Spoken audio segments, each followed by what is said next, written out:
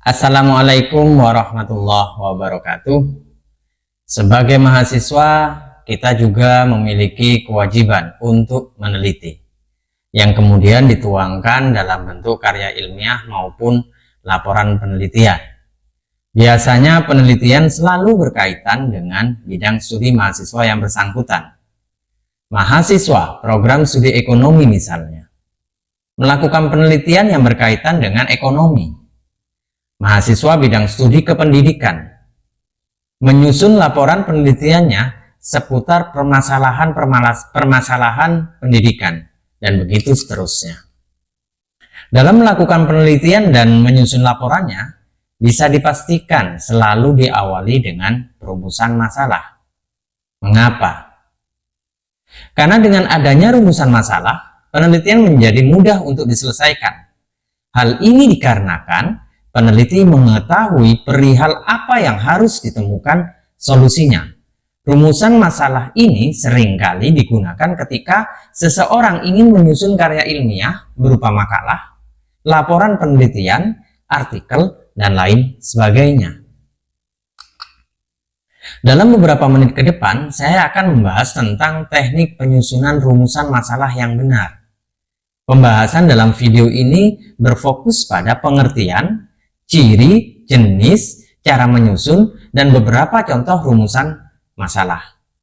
Untuk terus mendapatkan informasi terbaru seputar desain penelitian dan analisis data kuantitatif melalui kanal ini, tekan tombol lonceng, like, dan subscribe agar saya terus termotivasi dalam membuat video-video yang mudah-mudahan memberikan manfaat bagi Anda.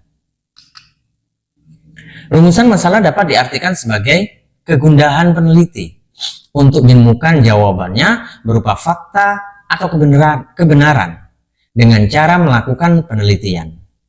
Rumusan masalah berkaitan erat dengan jawaban penelitian. Tidak mengherankan jika rumusan masalah selalu berbentuk pertanyaan yang rasional. Selain itu, pertanyaan-pertanyaan yang tertuang dalam rumusan masalah harus detail dan berfokus terhadap variabel penelitian. Jika tidak, hasil penelitian tidak terarah dan akan sulit untuk diselesaikan. Rumusan masalah yang harus disusun terlebih dahulu karena dapat memudahkan peneliti dalam menentukan titik awal penelitian, sehingga menjadi tahu batasan penelitian. Sederhananya, rumusan masalah dapat menentukan arah dari suatu tulisan. Meskipun hanya berbentuk pertanyaan, terdapat hal-hal yang perlu diperhatikan saat menyusun rumusan masalah. Rumusan masalah terdiri atas pertanyaan-pertanyaan penelitian yang memuat kalimat tanya berupa kata apa, mengapa, dan bagaimana.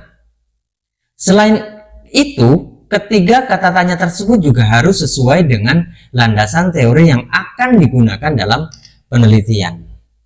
Tidak hanya itu, rumusan masalah juga berkaitan dengan kesimpulan pada akhir tulisan nanti. Dengan kata lain, jawaban dari pertanyaan yang ada pada rumusan masalah itu ada pada kesimpulan. Jika rumusan masalah dan kesimpulan tidak berkaitan satu sama lain, menandakan bahwa hasil penelitian tidak baik, dan pembaca akan kebingungan saat membaca tulisan yang telah dibuat. Sebelum memulai pembahasan terkait teknik penyusunan rumusan masalah penelitian kuantitatif, terlebih dahulu kita pahami ciri-ciri rumusan masalah. Pertama, rumusan masalah berupa pertanyaan yang singkat, jelas, dan padat. Rumusan masalah yang umumnya berbentuk pertanyaan itu bukan hanya pertanyaan yang bertele-tele, tetapi pertanyaan yang singkat, jelas, dan padat. Dengan pertanyaan yang singkat, jelas, dan padat tadi, maka rumusan masalah tidak akan membuat bingung peneliti, sehingga proses penelitian menjadi lebih terarah. Kedua, memberikan arah untuk suatu penelitian. Ciri kedua dari rumusan masalah adalah memberikan arah untuk suatu penelitian. Penelitian yang baik adalah penelitian yang hasil rumusan masalah sama dengan kesimpulan. Oleh karena itu, dalam membuat rumusan masalah akan menggunakan variabel-variabel yang akan diteliti atau dibahas nanti. Selain variabel, rumusan masalah juga harus sesuai dengan landasan teori yang akan digunakan, sehingga semakin jelas arah dari suatu penelitian. Ketiga, memiliki nilai penelitian. Seperti yang sudah dibahas sebelumnya bahwa rumusan masalah selalu identik dengan namanya penelitian. Maka rumusan masalah selalu memiliki nilai penelitian. Karena memiliki nilai penelitian, maka setiap membuat rumusan masalah harus fokus pada apa yang akan diteliti nanti. Jawaban dari rumusan masalah akan menjadi lebih jelas dan tidak melebar kemana-mana. Keempat, dibuat dalam bentuk kalimat tanya. Ciri rumusan masalah yang keempat adalah dibuat dalam bentuk kalimat tanya. Mengapa dibuat dalam bentuk kalimat tanya? Hal ini dikarenakan peneliti akan lebih mudah untuk mengarahkan proses penelitiannya dan berfokus untuk menjawab pertanyaan dari rumusan masalah yang sudah dibuat. Semakin terperinci pertanyaannya, maka jawabannya akan semakin spesifik. Jawaban pertanyaan dari rumusan masalah ini ada pada pembahasan dan sudah sesuai dengan landasan teori. Kelima, masalah yang dicari sesuai dengan kemampuan penelitinya. Ciri kelima dari rumusan masalah adalah permasalahan yang akan dicari harus sesuai dengan kemampuan penelitinya. Dengan kata lain, peneliti harus mengetahui batasan atau kemampuan dirinya dalam menemukan jawaban dari suatu permasalahan. Jika permasalahan pada rumusan masalah tidak sesuai dengan kemampuan peneliti, maka proses penelitian dapat berjalan tidak maksimal atau bahkan proses penelitian menjadi gagal. Ciri keenam, langsung terarah pada topik pembahasan. Ciri keenam dari rumusan masalah adalah langsung terarah pada topik pembahasan. Misalnya, ketika seorang peneliti ingin melakukan penelitian tentang strategi pembelajaran, maka pertanyaan pada rumusan masalah langsung mengarah tentang strategi pembelajaran. Rumusan masalah yang langsung mengarah pada topik pembahasan dapat memudahkan peneliti dalam menentukan langkah-langkah yang akan diambil agar proses penelitian dapat selesai dengan maksimal dan bisa mendapatkan kesimpulan yang sesuai dengan rumusan masalah. Demikian beberapa ciri rumusan masalah yang perlu diketahui agar semakin mudah dalam menyusun rumusan masalah. Pembahasan berikutnya saya akan bahas terkait jenis rumusan masalah. Jenis rumusan masalah dibagi menjadi tiga, yaitu rumusan masalah komparatif, rumusan masalah asosiatif, dan rumusan masalah deskriptif. Saya jelaskan. Rumusan masalah komparatif. Rumusan masalah komparatif adalah jenis rumusan masalah yang berfokus pada perbandingan antara variabel yang satu dengan variabel lainnya atau beberapa variabel lainnya. Contoh, apakah ada perbedaan motivasi belajar siswa yang memiliki kecerdasan tinggi dan siswa yang memiliki kecerdasan rendah? Contoh kedua, apakah peluang karir dari latar belakang perguruan tinggi negeri lebih menjanjikan daripada perguruan tinggi swasta? Jenis rumusan masalah yang kedua, rumusan masalah asosiatif. Rumusan masalah asosiatif adalah jenis rumusan masalah yang dibuat untuk mengetahui keterkaitan antara hubungan dua variabel atau lebih. Contoh, apakah ada hubungan pola asuh dengan tumbuh kembang anak? Contoh yang kedua, apakah kemampuan berbahasa Arab dapat mempengaruhi jenjang karir? Rumusan masalah deskriptif. Ini merupakan jenis rumusan masalah yang ketiga. Rumusan masalah deskriptif adalah jenis rumusan masalah yang memberikan gambaran tentang arah serta alur dari penelitian kuantitatif serta hanya menggunakan satu variabel saja. Contoh, yang pertama, mengapa banyak pelajar Indonesia yang suka bermain handphone? Contoh kedua, bagaimana cara mendidik anak yang penuh dengan motivasi.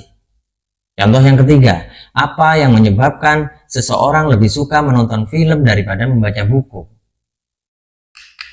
Rasanya kurang lengkap jika membahas rumusan masalah tetapi belum mengurai tentang cara menyusun rumusan masalah. Baik, langsung saja. Selanjutnya saya akan menjelaskan bagaimana cara menyusun rumusan masalah dengan pendekatan kuantitatif. Langkah pertama, tentukan permasalahan sesuai dengan kemampuan. Langkah pertama dalam membuat rumusan masalah adalah menentukan permasalahan yang akan diteliti. Selain itu, permasalahan yang akan diteliti harus sesuai dengan kemampuan dari peneliti itu sendiri, agar semua pertanyaan pada rumusan masalah dapat ditemukan jawabannya. Langkah kedua, sesuaikan dengan landasan teori. Langkah kedua dalam membuat rumusan masalah, sesuai rumusan masalah dengan landasan teori yang digunakan dalam penelitian, sehingga proses penelitian menjadi lebih terarah. Jika rumusan masalah tidak sesuai dengan landasan teori, maka hasil penelitian akan berbeda dengan apa yang dipertanyakan pada rumusan masalah. Langkah ketiga, buatlah dengan menggunakan format 5W1H. Langkah ketiga dalam membuat rumusan masalah adalah menggunakan format 5W1H, sehingga bisa menghasilkan pertanyaan yang spesifik. Pikirkan mengenai hal-hal yang menjadi pertanyaan pada sebuah penelitian secara kritis. Jabarkan semua pertanyaan menggunakan pertanyaan 5W1H.